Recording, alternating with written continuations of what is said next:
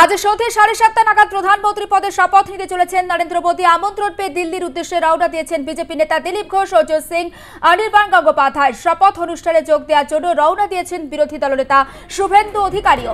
পাশাপাশি সাংসদদের রেজিস্ট্রেশনের জন্য দিল্লির উদ্দেশ্যে রওনা দিয়েছেন তৃণমূলের বেশ কয়েকজন সাংসদ। বিমানবন্দরে দাঁড়িয়ে সুদীপ বন্দ্যোপাধ্যায় জানিয়েছেন তাদের দলের কেউ এই শপথ অনুষ্ঠানে যোগ দেবেন না, এটি তাদের দলীয় সিদ্ধান্ত। এবং দিল্লির পথে বিজেপি নেতৃত্বরা তারা যাচ্ছে সেই ছবি যেমন দেখাচ্ছি।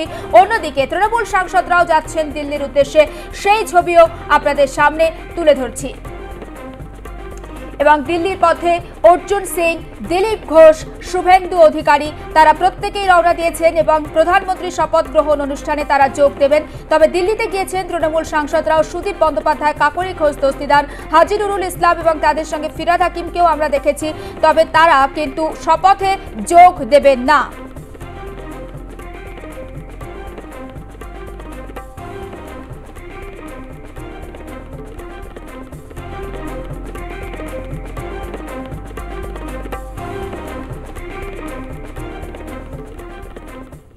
নরেন্দ্র মোদীর শপথ গ্রহণ অনুষ্ঠানে যোগ দেওয়ার জন্য দিল্লির উদ্দেশ্যে রওনা দিলেন বিজেপি নেতা দিলীপ ঘোষ এবং অর্জুন সিং। ভোটের ফলাফল নিয়ে তিনি বলেন জোর করে ভোট করানো হয়েছে, এর মধ্যে অনেক বিষয় রয়েছে। অন্যদিকে বিমানবন্দরে দাঁড়িয়ে দিলীপ ঘোষ বলেন শপথ গ্রহণ অনুষ্ঠানে যোগ দেওয়ার জন্য আমন্ত্রণ পেয়েছি, তাই দিল্লি যাচ্ছি। দিল্লির বাসভবনে যে সমস্ত জিনিসপত্র রয়েছে সেগুলোও তো খালি করা প্রয়োজন। পার্টির তরফ থেকে ডাক পড়েছে, যাচ্ছি। আজকে মোদীজি শপথ আছে, সবাই যায়। এরকম রেজাল্ট হলো, কি বলবেন? মানে রেজাল্ট তো জোর করে ভোট করানো, জোর করে গুনতি করানো, অবজারভার গুলো পয়সা নিয়ে বিক্রি হয়ে গেছে, এরকম অনেক রকম তথ্য আছে।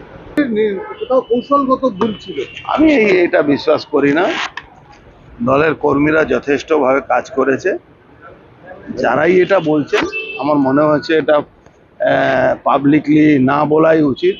নিজে আমি কি করতে পেরেছি বা ইলেকশন কমিশনের ভূমিকা নিয়ে অস্পষ্টভাবে সারা বাংলার মানুষ দেখেছে, সেটা নিয়ে না বলে দলের মধ্যে দলের কথা বলার। সঙ্গে সঙ্গে ওখানে যে আমাদের যে বাংলো আছে, কোয়ার্টার আছে এমপিদের জন্য, সেটাও ছাড়তে হবে। সেজন্য জিনিসপত্র নিয়ে আসার জন্যই যাচ্ছে। আপনি